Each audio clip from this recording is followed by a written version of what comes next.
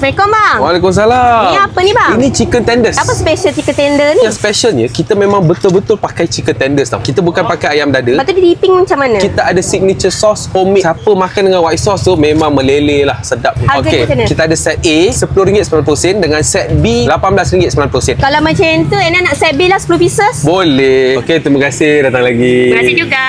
Sama. Okey, ini chicken tender Mac Daddy. Enak pilih set B. Ada 10 karton chicken tender. Dua dipping tau.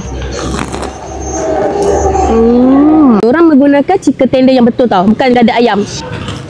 Untuk pengadil nak suka, dia ada rasa macam spice sikit tau. Tak ada tebal sangat, tak adalah nipis sangat dan maintain rangup. Tapi Enak paling suka dia punya sos. Tak muak, dia ada macam rasa masam-masam yogurt tau. Dia gunakan mayo kewpie, so bukan kaleng-kaleng. Dan dia punya sos pun tak adalah pekat sangat, tak adalah cair sangat tau. Dia tak ceroy. So bila dip dengan ayam, tak adalah melekat kat semua kat ayam tu. Kita waktu operasi daripada pukul 4 petang sampai 10.30 malam. Ni Mak Tang Food Station.